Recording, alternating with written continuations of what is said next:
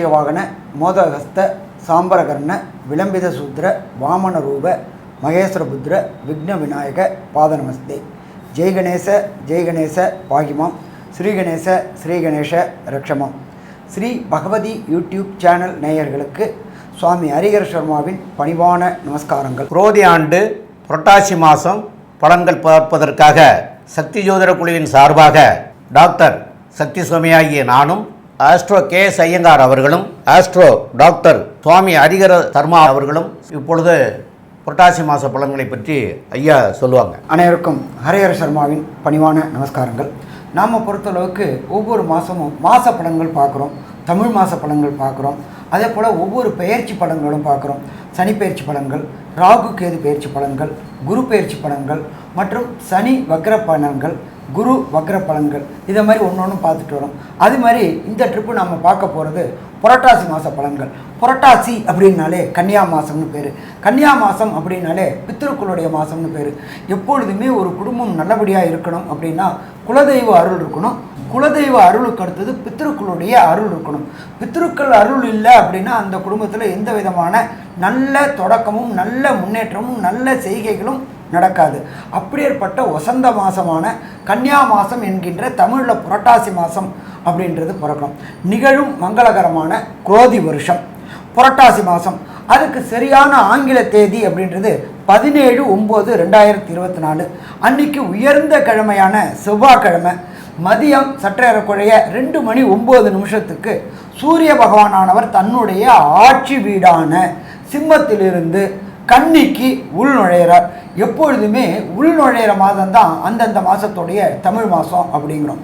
அப்படின்ற பொறுத்தளவுக்கு இந்த காலகட்டங்களில் சூரிய பகவான் கன்னியா ராசிக்கு வரார், புரட்டாசி மாதத்துக்கு வரார். சரி, இந்த காலகட்டங்களில் என்னென்ன கிரகங்கள் என்னென்ன நிலையில் இருக்குதோ, இதை தவிர இந்த மாதத்தில் என்னென்ன விசேஷங்கள் இருக்கும் அப்படின்றத பார்ப்போம். காலபுருஷ தத்துவத்தின்படி 2வது ராசியான ரிஷப ராசியில் குரு பகவான் இருக்கிறார். 3வது ராசியான மிதுனத்தில் செவ்வாய் பகவான் இருக்கார். அடுத்தது சிம்மத்தில் புத பகவானும், மாதம் பிறக்கிறதுனால சூரிய பகவான் கன்னியா மாதத்துலையும், நீச்சமடைஞ்ச சுக்கிரனும் கேது பகவானும் கன்னியில் இருக்கிறாங்க. இதை தவிர சனி பகவான் இருக்கிறது அப்படின்றது பொறுத்தளவுக்கு தனது ஆட்சி வீடான கும்பத்தில் ஆட்சி பெற்று இருக்கார். இதில் பார்த்தோம் அப்படின்னாக்க அவர் வக்ரகதியிலையும் இருக்கிறார். இதை தவிர காலபுருஷ தத்துவத்தின் 12ஆம் வீடு அப்படின்றது உயரிய வீடான மீனராசி. மீனராசியில் எம்பெருமான் ராகு இருக்கிறார். இந்த மாதிரி பிளானட்டரி பொசிஷனில் இந்த மாதிரி கிரக நிலவரத்தில் இந்த புரட்டாசி மாதம் ஆரம்பமாகுது. சரி, இந்த புரட்டாசி மாதம் அப்படின்னா என்னென்ன விசேஷங்கள் இருக்குது அப்படின்றத ஃபஸ்ட்டு பார்ப்போமா. புரட்டாசி மாதம் பிறக்கிறது 17/9/2024 செவ்வாய்க்கிழமை. அன்னைக்கு மத்தியானம் 2:09 சூரிய பகவான் கன்னியா ராசியில் வரார். அதுக்கு சூரிய பகவான்றதுனால புரட்டாசி மாதம். அதுக்கு அடுத்தது அப்படின்றத பொறுத்தளவுக்கு 18/9/2024. இப்போ நம்மளை பொறுத்தளவுக்கு பித்ருக்களுக்கு காரியம் செய்யக்கூடிய நாட்கள் அப்படின்றத பொறுத்தளவுக்கு மாலையபக்ஷம், அதுக்கு அடுத்தது ஆடி அமாவாசை, அதுக்கு அடுத்தது தை அமாவாசை. இந்த காலகட்டங்கள். இப்போ இந்த ஆடி அமாவாசைன்றது நம்ம கடந்த காலகட்டங்களில் போனோம். அது அயனம் மாறக்கூடிய காலகட்டங்களில் உத்தராயணத்துலேருந்து தட்சிணாயணம் மாறக்கூடிய காலகட்டம் அப்படின்றது அந்த காலகட்டங்களில் சூரிய பகவான் இருக்கிறது கர்க்கடகத்தில் இருப்பார். அதனால் அந்த சூரியன் அயனம் மாறக்கூடிய காலகட்டங்களில் பித்திருக்களுக்கு உண்டான தர்ப்பணங்களும் புனித காரியங்களும் செய்யக்கூடிய காலகட்டங்கள். அதுக்கு அடுத்தது வருது புரட்டாசி மாதத்தில் மகாலய அமாவாசை. இந்த மகாலய அமாவாசை அப்படின்றது 18/9/2024 அன்னைக்கு தொடங்குது. அதுக்கு பேர் பக்ஷம் தொடங்குறதுன்னு பேர். மாலைய பக்ஷம் ஆரம்பம்னு பேர். பக்ஷம் ஆரம்பம் அப்படின்னா ஒரு பட்சத்துக்கு சற்றேறக்குறைய 15 நாட்கள். பௌர்ணமியில் இந்த மாலைய பக்ஷம் ஆரம்பமாகுது. அதுலேருந்து தொடர்ந்து 15 நாளும் பித்ருபட்சம் அப்படின்னு சொல்லுவோம். பித்ருபட்சம் அப்படின்னாக்க நீத்தார்களுக்கு, நம்மளுடைய முன்னோர்களுக்கு ஒரு சில பேர் திதிகள் தர்ப்பணங்கள் கொடுக்காமல் இருப்பாங்க. அலுவலக நிமித்தமாகவும் ஒரு சில பேர் வெளியூர் வெளிமாநிலம் வெளிநாடு போனதுனாலையும் அந்த வாய்ப்புகள் அமையாததுனாலையும் அவங்களால அந்த பித்ருக்களுக்கு திதி தர்ப்பணங்கள் கொடுக்க முடியாமல் இருக்கும். அவங்க எல்லாரும் இப்போ வரக்கூடிய வாய்ப்பை பயன்படுத்திக்கணும். எப்பொழுதுமே வாய்ப்புகள் அப்படின்னு நம்மளை தேடி வராது, அது வரும்பொழுது அதை நாம் பயன்படுத்திக்கணும். அப்படி வரக்கூடிய மாலை பட்சம் ஆரம்பம் ஆகிறது அப்படின்றது 18/9/2024 பக்ஷம் ஆரம்பம். சரி, இதுக்கு அடுத்தது பார்த்தோம் அப்படின்னாக்க உயர்ந்தது அப்படின்றது அமாவாசை. அதுக்கு பேர் மகாலய அமாவாசை அப்படின்னு பேர். அது 2/10/2024 புதன்கிழமை வருது. இந்த புதன்கிழமை அப்படின்னாக்க அமாவாசை அப்படின்னாக்க என்ன அப்படின்னாக்க சூரியனும் சந்திரனும் இணைந்து இருப்பது அமாவாசை. கன்னியா மாசத்துல சூரியனும் சந்திரனும் இணைந்து இருக்கிற நாள் 2/10/2024 புதன்கிழமை. அந்த காலகட்டங்களில் அமாவாசைக்கு நம்ம தர்ப்பணம் கொடுக்கும்போது என்னென்ன பண்ணணும் அப்படின்றதையும் சொல்லிடுறேன், மாலைபட்சத்துல என்ன பண்ணணும்னு சொல்லிடுறேன். அமாவாசை அப்படின்னாக்க நெத்தியில சமய சின்னங்கள் அணியக்கூடாது 1. அடுத்தது வீட்டில் சுவாமிக்கு தீபம் ஏற்றக்கூடாது 2. வாசல்ல கோலம் போடக்கூடாது 3. இது 3ம் எப்போ பண்ணணும்? அந்த தர்ப்பணம் குடித்த பிறகு, பித்ருக்களுக்கு தர்ப்பணம் கொடுத்த பிறகு. எப்பொழுதுமே இந்த தீபம் எரிஞ்சாலும் சரி, வீட்டில் கோலம் போட்டிருந்தாலும் சரி, நெத்தியில் சமய சின்னங்கள் இருந்தாலும் சரி, பித்ருக்கள் நம்மளுடைய வீட்டிற்கு வரமாட்டார்கள். அப்போ தெய்வம் வரக்கூடிய காலகட்டங்கள். அப்போ பித்ருக்களை ஃபஸ்ட்டு வரவேற்றுட்டு அமாவாசை தர்ப்பணங்களை கொடுத்துட்டு எள்ளு நெல் அக்ஷத தர்ப்பணத்தை கொடுத்துட்டு அதுக்கப்புறம் இந்த 3 காரியங்களும் செய்யலாமா? 3 காரியங்களும் செய்யலாம். அப்போ இத்தனை காலகட்டங்கள் சாமி, நான் இதை மாதிரி வெளியூர் வெளிமாநிலத்தில் இருந்தேன், எனக்கு அங்கே ஆறு குளங்கள் நதிக்கரைகள் இல்லை, அங்கே தர்ப்பணம் பண்ணுறதுக்கு வச்சு கொடுக்க வாத்தியார் இல்லை, ஐயர் இல்லை அப்படின்னு நினச்சிட்டு இருந்தவங்க எல்லாருமே இந்த மாலை பட்சத்தில் கொடுக்கலாமா? கண்டிப்பாக கொடுக்கலாம். சரி, இதுக்கு அப்புறம் ஒரு சில பேருக்கு எங்கள் அப்பா அம்மா எங்கள் தாத்தா பாட்டி இறந்த திதியே தெரியாது, இறந்த நாள் தான் தெரியும் அப்படின்னு நினைக்கிறவங்களுக்கு 21/9/2024 அது என்ன அப்படின்னு கேட்டிங்கனாக்க மகாபரணி அப்படின்னு பேர். இந்த மகாபரணி நட்சத்திரம், மகாபரணி அன்னைக்கு யார் யாருக்கு இறந்தவங்க நாள், இறந்தவங்க திதி, இறந்த நேரம் எதுவுமே தெரியாதவங்க, நான் வெளியூரில் இருந்தேன், அப்பா எப்போ இறந்தாங்க, எப்போ ஜீவன் போணுச்சுன்னு தெரியாதவங்க அத்தனை பேரும் கொடுக்கக்கூடியது அப்படின்றது மகாபரணி அன்னைக்கு திதியும் தர்ப்பணமும் கொடுத்தா. சரி, இந்த திதி தர்ப்பணம் எங்கே கொடுக்கணும் அப்படின்னாக்க புனித நதிகளாக, அதாவது கங்கை, காவேரி, வைகை இதை மாதிரி இடத்துல கொடுக்கலாம். அதே போல் முக்கூடர்கள் கூடக்கூடிய திரிவேணி சங்கமத்தில் கொடுக்கலாம். அதே போல் புனித தீர்த்தங்களில் ஊரில் உள்ள ஏரி காவேரியில் கொடுக்கலாம். அப்படி எதுவுமே இல்லை சாமி எங்கள் இடத்துல அப்படின்னா வீட்டில் உள்ள கிணறுக்கு பக்கத்தில் அதுவும் ஒரு நீர்நிலை தான், அதுலேயும் கொடுக்கலாமா? கொடுக்கலாம். சரி, இதுக்கு அடுத்தது பார்த்தோம்னாக்க 25/9/2026 மத்தியாஷ்டமி. இந்த மத்தியாஷ்டமி அப்படின்றத பொறுத்தளவுக்கு திதி தர்ப்பணங்கள் தெரியாதவங்க, திதி தர்ப்பணங்கள் கொடுக்காதவங்க, நாங்கள் எங்கள் இதில் இது மாதிரி பண்ணலை அப்படின்னு நினைக்கக்கூடியவங்க அத்தனை பேரும் இந்த 25/9/2026 அன்னைக்கு மத்தியாஷ்டமி அன்னைக்கு இந்த திதியும் தர்ப்பணமும் கொடுத்தா நம்மளுடைய கோத்திரதாயாதிகள் அப்படின்னா சட்டப்படி 64 கோத்திரதாயாதிகள் நம்ம கயாவில் போயிட்டு பல்குர்னி தீர்த்தத்தில் என்ன பண்ணுவோம் அப்படின்னாக்க 64 பிண்ட பிரதானம் பண்ணுவோம். 64 கோத்திரதாயாதிகளுக்கும் பிண்ட பிரதானம் பண்ணுவோம். அது 3 பிண்ட பிரதானம் ஆக்கி ஒரு பிண்ட பிரதானத்தை கோ அப்படின்னாக்க சகல தேவதைகளும் வாசம் செய்கிறது கோவுக்கு கொடுக்கும்போது நம்மளோட பித்ருக்களுக்கு ஆசீர்வாதங்கள் கிடைக்குது. அதுக்கு அடுத்தது 2 பிண்ட பிரதானத்தை விஷ்ணுவோட பாதம், எல்லாமே நாராயணா சமர்ப்பயாமே அப்படின்னு சொல்றது, நாராயணனுக்குள்ளார தான் எல்லாருமே ஐக்கியமாறும். அப்போ அந்த விஷ்ணு பாதத்தில் 2 பிண்டம் வைக்கும்பொழுது நம்மளுடைய கோத்திரதாயாதிகள் அத்தனை 64 கோத்திரதாயாதிகளும் பரமபத வாசலுக்கு போகக்கூடியது. இத்தனை நாளாக அவங்க நம்மளோட வீட்டையே சுற்றிக்கிட்டு இருப்பாங்க. வீட்டில் சுற்றக்கூடாது. ஏன் அப்படின்னு கேட்டிங்கனாக்க வீட்டில் தெய்வம் வாசம் செய்யணுமே தவிர எக்காரணத்தை கொண்டு பித்ருக்கள் அந்த திதி கொடுக்குற அன்னைக்கு வந்துட்டு போனோம், மற்ற நாள் வரக்கூடாது. சரி, இதெல்லாம் முடிஞ்சு போச்சு, பித்ருக்கள் எல்லாம் முடிஞ்சு போச்சு. அடுத்தது சுப நிகழ்வு எல்லாம் ஆரம்பமாக போகுது. எப்போ சுப நிகழ்வு ஆரம்பமாக போகுது? 11/10/2024 நமக்கு வெள்ளிக்கிழமை அன்னைக்கு சரஸ்வதி பூஜை. நம்மளுடைய தொழில் சிறக்கணும், நாம் செய்கின்ற வேலை தொடர் முன்னேற்றம் இருக்கணும் அப்படின்னாக்க சரஸ்வதி பூஜை அன்னைக்கு. அதே நாள்லேயே ஆயுத பூஜையும் இருக்குது. நாம் செய்கின்ற ஒவ்வொரு கருவியும், எழுத்தாளராக இருந்தால் அவங்களுக்கு பேனா, விவசாயி இருந்தால் ஏறு, இது எல்லாத்துக்கும் பூஜை செய்யக்கூடிய காலகட்டங்கள் 11/10/2024 வெள்ளிக்கிழமை. சரி, அதுக்கு அடுத்தது 12/10/2024 அன்னைக்கு விஜயதசமி, முக்கியமான நாள். படிக்கிறக்கூடிய குழந்தைகள் அத்தனை பேருக்கும் புஸ்தகத்தை வச்சு பூஜை பண்ணி அன்னைக்கு வித்யா ஆரம்பம், அன்னைக்கு தான் குழந்தைகள் புதுசாக சேரக்கூடியவங்களுக்கு வித்யா ஆரம்பம் என்ற நாட்களும் தொடங்கக்கூடிய நாள். அப்போ இத்தனை வசந்த காரியங்களும் இந்த கன்னியா மாதம் என்கின்ற புரட்டாசி மாதம் வருது. சரி, இப்போ இதில் பொறுத்தளவுக்கு ஒவ்வொரு ராசிக்கும் என்னென்ன நற்பலன்கள், என்னென்ன பரிகாரங்கள் அப்படின்றத பார்ப்போமா?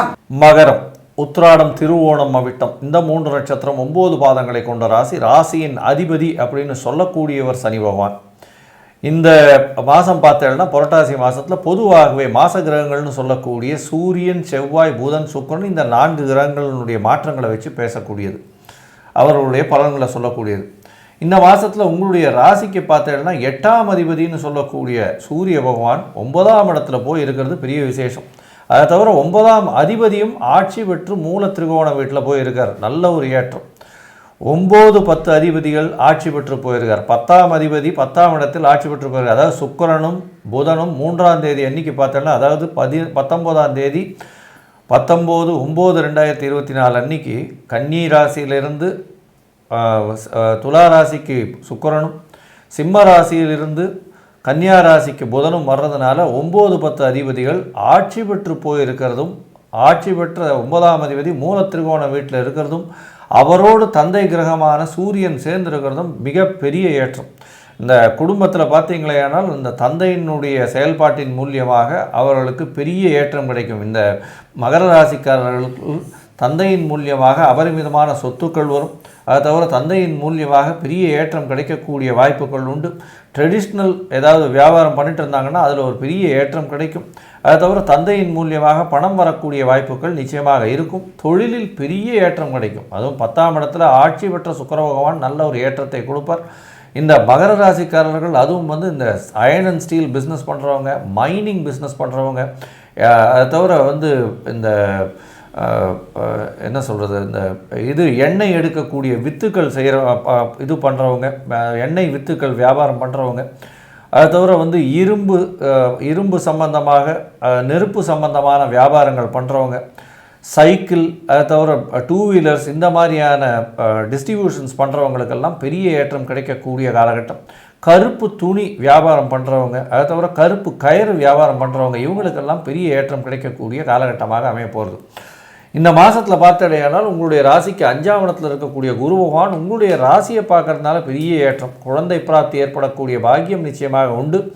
இந்த மாதத்தில் பார்த்தோம்னா தொழில் துறையில் பெரிய வெற்றி, படிக்கக்கூடிய மாணவர்களுக்கு எப்படி இருக்கும் அப்படின்றதும், இவர்களுக்கு திருமண பாக்கியம் ஏற்படுமா இந்த மாதத்தில் அப்படின்றதை பற்றியும் நம்ம ஐயா ஹரிஹரசர்மா கிட்ட கேட்போம். ஐயா, நல்லா அற்புதமாக சொன்னீங்க. மகரத்தை பொறுத்தளவுக்கு சனி பகவான் ஆட்சி பெற்ற சனி பகவான் அவர் 2ஆம் இடத்துல இருக்கார். இதில் இன்னொரு விசேஷம் எப்படின்னாக்க, மகரத்துக்கு 5ஆம் இடத்துல பிரகஸ்பதியான குரு பகவான் இருந்துட்டு தன்னுடைய விசேஷ பார்வையான 9ஆம் பார்வையாக ராசியை பார்க்குறார். எப்போ தனக்காரகனான புத்திரக்காரகனான பிரகஸ்பதி குரு பார்க்கும் பொழுது கண்டிப்பாக வெற்றி கிடைக்கக்கூடிய வாய்ப்புகள் உண்டு. யாருக்கு சுயமுயற்சி இருக்கோ அவங்க ஜெயிப்பாங்க. முயற்சி நம்முடையது, முடிவு கடவுளுடையது. முயற்சிகள் தோற்கலாம், ஆனால் முயற்சிக்க தோற்கக்கூடாது. அதுதான் முக்கியம். அப்போ முயற்சி செஞ்சுக்கிட்டே இருப்போம், வெற்றி கிடைக்கும். அப்போ நாம் செய்கின்ற முயற்சி நல்ல முயற்சியாக இருந்தால் அந்த பிரகஸ்பதியான குரு பகவானோட அருள்னால வெற்றி கிடைக்கக்கூடிய வாய்ப்புகள் உண்டு. அடுத்தது 3ஆம் இடம்ன்றது கம்யூனிகேஷன் பாவம். கம்யூனிகேஷன் பாவத்தில் ராகு பகவான் இருக்கார். ராகுக்கு இடம் கொடுத்தது குரு பகவான். அப்போ அது கோதண்ட ராகுவாக இருக்கார். நீங்கள் இந்த காலகட்டங்களில் முயற்சி எடுத்தால் கண்டிப்பாக வெற்றி கிடைக்கக்கூடிய வாய்ப்புகள் உண்டு. இதை தவிர மகர ராசி சேர்ந்தவங்களுக்கு பொறுத்தளவுக்கு அது ஆணாக இருக்கட்டும், அது பெண்ணாக இருக்கட்டும், நீண்ட நாட்களாக புத்திர பாக்கியம் என்கின்ற சந்தான பாக்கியம் கிடைக்காம இருக்கும். அப்போ அந்த சந்தான பாக்கியம் கிடைக்கக்கூடியது பொறுத்தளவுக்கு ஜோதிட சாஸ்திரத்தில் 3ஆம் இடம் ஆணுக்கு வீரியஸ்தானம் என்றும் 4ஆம் இடம் என்பது பெண்ணுக்கு கர்ப்பஸ்தானம்னு நம்ம சொல்லக்கூடியது. அப்போ இந்த காலகட்டங்களில் 3ஆம் இடத்துல கோதண்ட ராகுவாக இருக்கிறதுனால செய்யக்கூடிய சந்தான பாக்கியத்திற்கு நீண்ட நாட்களாக தடையும் தாமதமும் ஏற்பட்டுக்கிட்டவங்களுக்கு கண்டிப்பாக வம்சம் விருத்தி என்கின்ற சந்தான பாக்கியம் கிடைக்கக்கூடிய வாய்ப்புகள் உண்டு. இதை தவிர புத்திரக்காரனான குரு பகவான் உங்களுடைய ராசிக்கு 5ஆம் இடத்துல இருக்கார். நம்ம ஜோதிட சாஸ்திரத்தில் பூர்வ புண்ணிய புத்திரஸ்தானம் அப்படின்னு சொல்கிறது இந்த ஜோதிட சாஸ்திரத்தில் குரு பகவானை சொல்கிறோம். பிரகஸ்பதியான குரு பகவானே உங்களோட ராசியில் 5ல் இருக்கிறதுனால புகழ் கிடைக்காமல் இருந்துச்சு. வேலை பார்த்துக்கிட்டு இருக்கிறீங்க, கடுமையாக வேலை பார்க்குறீங்க. பெரும்பாலும் பார்த்திங்கன்னா இந்த சனியோடைய ராசி சேர்ந்தவங்களை பொறுத்தளவுக்கு உடல் உழைப்பு வேலை செய்வாங்க. ஆனால் உடல் உழைப்பு வேலை செஞ்சாலும் அதற்குண்டான ரெகக்னைஸ் கிடைக்காது. அப்போ இந்த ரெகக்னைஸ் கிடைக்கக்கூடிய காலகட்டங்கள் அந்த பிரகஸ்பதி குரு பகவான் ராசியை பார்க்கறதுனால நீங்கள் பார்க்குற வேலைக்கு உண்டான பதவி உயர்வு மற்றும் பண வரவு கிடைக்கக்கூடிய வாய்ப்புகள் மிக மிக அதிகம்னே சொல்லலாம். இதை தவிர பிரகஸ்பதியான குரு பகவான் உங்களுடைய ராசிக்கு 9ஆம் இடத்தை 5ஆம் பார்வையாக விசேஷ பார்வையாக பார்க்குறார். உயர்கல்வி பயிலணும்னு நினைக்கக்கூடிய மகர ராசி அன்பர்களுக்கு, மகர ராசி குழந்தைகளுக்கு கண்டிப்பாக அதாவது உயர்கல்வி அப்படின்றது நம்மளோட பொறுத்தளவுக்கு என்ன சொல்லுவோம் அப்படின்னாக்க ஐஐடி, ஜேஇஇ, நீட்டு, பிஹெச்டி, இது ஒரு உயர்கல்வி. அதே போல் உயர்கல்விக்கு உண்டான எக்ஸாமினேஷன் அப்படின்றது டிஎன்பிசி குரூப் 1, குரூப் 2, அதே போல் யூபிஎஸ்சியான ஐஏஎஸ், ஐபிஎஸ், ஐஎஃப்எஸ் தேர்வு எழுதக்கூடிய அத்தனை மகர ராசியை சேர்ந்த அன்பர்களுக்கும் 9ஆம் இடத்துல குரு பகவானுடைய பார்வை விழுது. அதை தவிர 9ஆம் அதிபதியான புத பகவான் அங்கேயே ஆட்சி உச்சம் மூல திரிகோணம் பெற்றிருக்காரு. அப்போ கண்டிப்பாக எழுதுகிற எக்ஸாமில் வெற்றி பெறக்கூடிய வாய்ப்புகள் உண்டா? வெற்றி பெறக்கூடிய வாய்ப்புகள் உண்டு. சரி, வெற்றி பெற்றுட்டால் மட்டும் போதுமா அப்படின்னாக்க விரும்பிய பல்கலைக்கழகம், ஒரு சில பேருடைய கோலே அதிகமாக இருக்கும். நான் போய் வேர்ல்டில் டாப் 10 யூனிவர்சிட்டியில் சேரணும், அமெரிக்காவில் உள்ள ஹார்ட்வேர் யூனிவர்சிட்டியில் சேரணும் அப்படின்னு நினைக்கக்கூடியவங்களுக்கு 9ஆம் இடத்ததிபதி வலுவாக இருக்கிறதுனாலையும் தனக்காரகனான குருவும் பார்க்கறதுனாலையும் வேண்டிய யூனிவர்சிட்டி டாப் 10 யூனிவர்சிட்டின்னு வேர்ல்டில் சேரக்கூடியவங்களுக்கும் வாய்ப்புகள் உண்டாகும். சரி, அங்கே போகிறதுக்கு தனம் கிடைக்கணுமே, கண்டிப்பாக 5ஆம் இடத்துல தனக்காரகன் இருக்கார். அப்போ கேட்ட இடத்துல லோன் கிடைக்க வாய்ப்புகள் உண்டு, கேட்ட இடத்துல பணம் வாய்ப்புகள் உண்டு. அடுத்தது பார்த்தோம் அப்படின்னு சொன்னாக்க, இந்த வெளிநாடு போகணும் அப்படின்னாக்க விசா, பிஆர், சிட்டிசன்ஷிப் இது எல்லாமே கிடைக்குமா சாமி? கண்டிப்பாக கிடைக்குமா? கண்டிப்பாக கிடைக்கும். பிரகஸ்பதியான குருவுடைய பார்வை உங்களோட 9ஆம் இடத்துல படுறதுனாலையும் சிவயோகம் பெறதுனாலையும், சூரிய பகவானை குரு பார்க்குறதுக்கு பேர் சிவயோகம் பெறதுனாலையும் கிடைக்கும். அதை தவிர 10ஆம் இடத்துல 10ஆம் இடத்த அதிபதியான சுக்கிர பகவான் ஆட்சி பெற்று இருக்கார். இந்த சுக்கிர பகவான் ஆட்சி இருந்தார் அப்படின்னாக்களே சின்னத்திரை பெரிய திரை கலைஞர்கள் இவங்களுக்கு எல்லாருக்குமே ரொம்ப நாளாக வாய்ப்புகள் கிடைக்காம நொடிஞ்சு இருந்தாங்க. அவங்களுக்கு இந்த மாதத்தில் வாய்ப்பு கிடைச்சி வெளியூர் வெளிமாநிலம் வெளிநாட்டில் போய் ஷூட்டிங் எடுக்கக்கூடிய வாய்ப்புகள் உண்டாகும். பின்னிருந்து இயக்கக்கூடிய கேமராமேன்களுக்கும் வாய்ப்பு கிடைக்குமா? கண்டிப்பாக வாய்ப்பு கிடைக்கும். இதை தவிர கேட்ரிங் அப்படின்றது உணவுப் பொருள் செய்யக்கூடியவங்க. முன்னாடியெல்லாம் வந்து என்ன சொல்லுவாங்க, சமயக்காரனா அப்படிம்பாங்க. ஆனால் இப்போ அதையே என்ன பண்ணிட்டாங்க, கார்பரேட் லெவலில் கொண்டு வந்துட்டாங்க. அப்போ இந்த சின்ன சின்ன சமையல் கலைஞர்களுக்கு எல்லாருக்கும் பெரிய வாய்ப்புகள் கிடைச்சி கார்பரேட் லெவலுக்கும் பெரிய பெரிய கம்பெனிகளுக்கும் பெரிய பெரிய நிறுவனங்களுக்கும் பெரிய பெரிய இதுக்கும் கொடுக்கக்கூடிய வாய்ப்புகள் உண்டாகும். ஸோ மொத்தத்தில் பார்த்தோம் அப்படின்னா மகர ராசி என்பவர்களுக்கு இந்த புரட்டாசி மாதம் அப்படின்றது ரொம்ப ஆனந்தமான மாதம்னு சொல்லலாமா? ஆனந்தமான மாதம்னு சொல்லலாம். சரி, ஒரு சில நாட்களில் சந்திராசிரம தினங்கள் நம்மளுடைய ஜன நட்சத்திரத்திலிருந்து 17வது நட்சத்திரம் வருது சந்திராசிரமம். அந்த சந்திராசிரம தினங்கள் இந்த மகர ராசிக்காரங்களுக்கு எந்தன்னைக்கு வருது, அன்னைக்கு என்னென்ன தவிர்க்கணும் அப்படின்றதையும், அதே போல் பக்ஷம் அப்படின்றது மாலை பக்ஷம் அப்படின்றது பித்ருபக்ஷம் சொல்லுவாங்க. பித்ருக்களுக்கு உண்டான காரியம் எந்த கோயிலில் செய்யணும் அப்படின்றதையும், தசாநாதன் புத்திநாதன் அந்தரநாதன் சூட்சமநாதன் சரியில்லாதவங்க என்ன பரிகாரம் செய்யணும் அப்படின்றதையும் ஐயா டாக்டர் சக்தி சோமையா அவங்க விரிவாகவும் விளக்கமாகவும் சொல்லுவாங்க. ரொம்ப அற்புதமாக 2 பேருமே சொன்னீங்க. இப்போது சந்திராஷ்டமத்தை பற்றி ஐயா சொன்னாங்க. அப்போ சந்திராஷ்டமம் வந்து இந்த மகர ராசிக்காரர்களுக்கு 29/9/2024 ஞாயிற்றுக்கிழமை இன்னைக்கு காலையில் 7:02 வந்து ஆரம்பமாகுது. அப்படியே கண்டினியூவாக 28, 29ஆம் தேதி அதாவது ஞாயிற்றுக்கிழமை காலையில் 29, 30, 1ஆம் தேதி இந்த 3 நாட்களும் இருக்குது. 29/9/2024 ஞாயிற்றுக்கிழமை 7:02 இருந்து 30/9/2024 திங்கட்கிழமை 1/10/2024 செவ்வாய்க்கிழமை காலையில் 5:49 வரைக்கும் இருக்குது. அப்போது இந்த 3 நாட்களையும் வந்து தவிர்க்கணும். எதற்காக தவிர்க்கணும் அப்படின்னு கேட்டால், புதிய முயற்சிகள் எதுவும் எடுக்க வேண்டாம், பிரயாணங்கள் எதுவும் செய்ய வேண்டாம். இந்த 2 காரியத்தையும் தவிர்க்கிறது வந்து மிக மிக நல்லது. காரணம் என்ன அப்படின்னு கேட்டிங்கன்னா, உங்களுடைய மனநிலை தடுமாற்ற நிலை ஏற்படக்கூடிய வாய்ப்பு உண்டு. அந்த தடுமாற்ற நிலையில் வந்து சரியான முடிவு எடுக்க முடியாமல் அது தவறுதலாக போயிடும். அந்த தவறுதலானதனுடைய விளைவு வந்து உடனே தெரியாட்டாலும் பின்னாடி கண்டிப்பாக தெரியும். அப்போ பின்னாடி வரக்கூடிய விளைவுகளில் இருந்து அந்த இது மாறணும் அப்படிங்கிறக்காக தான் இந்த 3 நாட்களை வந்து தவிர்க்கிறோம். இந்த 3 நாட்களை தவிர்க்கிறது வந்து மிக மிக நல்லது. 2வது, இப்போ வந்து மாலையபட்சம் அப்படின்னு சொல்லக்கூடியது இந்த புரட்டாசி மாதத்தில் வரக்கூடியது. இந்த மாலையபட்ச ஆரம்பம் அப்படின்னு சொல்லுவாங்க. அது இந்த 15 நாட்களில் இருக்கும். இதில் வந்து ஐயா ஏற்கனவே சொன்னது மாதிரியா மகாபரணி, மத்திய அஷ்டமி, மாலை அமாவாசை இந்த 3 நாட்கள்லையும் தேதிகள் தெரியாதவங்க கூட, திதி தெரியாது, தேதி தெரியாது, என்னைக்கு எங்கள் முன்னோர்கள் இறந்தாங்கன்றதே தெரியாது அப்படிங்கிறவங்களாம் இந்த 3 நாட்களில் போய் பண்ணினாலே இந்த வருஷத்துக்கு பண்ணினதுக்கு, இந்த வருஷம் 12 மாதமும் அமாவாசை திலதர்ப்பணம் பண்ணதுக்கு சமம் அப்படின்னு சொல்லியிருக்கிறாங்க. அப்போ இந்த 3 நாட்களில் ஒரு நாள் போய் பண்ணலாம். அதை போய் பண்ணுறது வந்து எங்கே போய் பண்ணணும் அப்படின்னு கேட்குற போனீங்கன்னா, அதாவது நீர்நிலைகள் இருக்கக்கூடிய இடங்களில் போய் பண்ணணும். அப்போ இந்த மகர ராசிக்காரர்களுக்கு திலதர்ப்பணபுரி அப்படின்னு கும்பகோணத்துக்கு பக்கத்தில் ஒரு ஊர் இருக்குது, திலதர்ப்பணபுரி. அங்கே போய் பண்ணிக்கிறது வந்து மிக மிக சிறப்பு. அங்கே போய் பண்ணினீங்கன்னா உங்களுடைய முன்னோர்களுக்கும் புண்ணியம் கிடைக்கும், இறந்து போன ஆத்மா வந்து திருப்தி அடைகிறதுக்கு வாய்ப்பு உண்டு. ரெண்டாவது வந்து உங்களுக்கும் புண்ணியம் மிக அதிகம், உங்களுடைய சந்ததிக்கும் புண்ணியம் அதிகமாக கிடைக்கும். அதனால் இந்த இடங்களில் போய் பண்ணுறது வந்து மிக மிக சிறப்பாக இருக்கும். மேலும் வந்து இப்போது இந்த குரு 4ஆம் இடத்துல இருக்கிறதுனால இது வந்து கோச்சார ரீதியில் நாங்கள் சொல்கிறோம். குரு 4ஆம் இடத்துல இருக்கிறதுனாலையும் குரு 5ஆம் இடத்துல இருக்கார். 5ஆம் இடத்துல இருக்கிற குருனால ஒன்றும் பிரச்சனை வராது. செவ்வாய் வந்து 6ஆம் இடத்துல இருக்கிறதுனால சில பிரச்சனைகள்லாம் வர்றதுக்கு உண்டான வாய்ப்புகள் உண்டு. அதனால் மலை மேலே இருக்கிற முருகன் கோயிலுக்கு செவ்வாய்க்கிழமை போய் வழிபட்டுட்டு வந்தீங்கன்னா கண்டிப்பாக இந்த மாதமும் நல்ல மாதமாக அமையும். மேலும் உங்களுடைய ஜாதகத்தில் உங்களுக்கு நடக்கக்கூடிய திசை சரியில்லைனாலோ அல்லது புத்தி சரியில்லைனாலோ இல்லை அந்தரம் சரியில்லைனாலோ இந்த ரீதிகளில் வந்து இது இப்போ நான் கோச்சார ரீதிக்கு மாத்திரம் சொல்லியிருக்கிறேன்.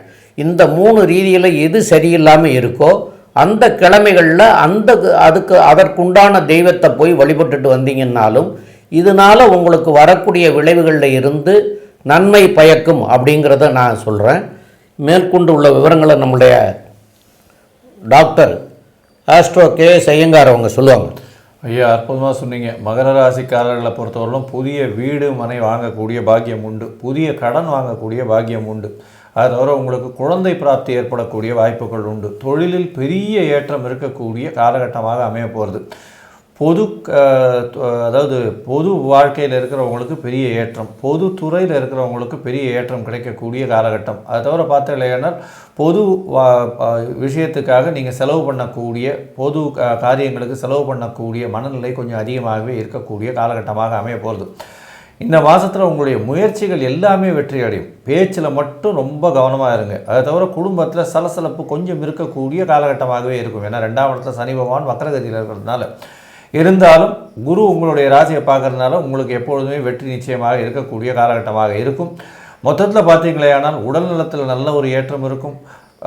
தாயாரின் உடல் நலத்தில் சற்று பின்னடைவு இருக்கக்கூடிய காலகட்டமாக இருக்கும். தந்தையின் உடல் நலத்தில் நல்ல ஒரு ஏற்றம் இருக்கும். தொழிலில் அபிவிருத்தி இருக்கும். படிக்கக்கூடிய மாணவர்கள் வெளிநாடு போகக்கூடிய வாய்ப்புகள் மிகவும் அதிகம். போட்டித் தேர்வில் நிச்சயமான வெற்றி உண்டு.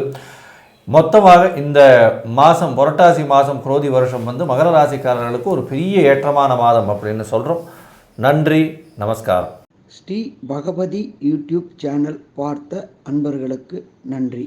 இதே போன்று ஆன்மீக தொடர்புடைய ஜோதிட தொடர்புடைய தகவல்களை தொடர்ந்து நீங்கள் பெற ஸ்ரீ பகவதி யூடியூப் சேனலை சப்ஸ்கிரைப் செய்யுங்கள் மற்றும் அருகில் உள்ள பெல் ஐக்கானை அதை அழுத்தினீர்கள் என்றால் தொடர்ந்து என்னுடைய சேனலை பார்க்க முடியும். நன்றி, நமஸ்காரம்.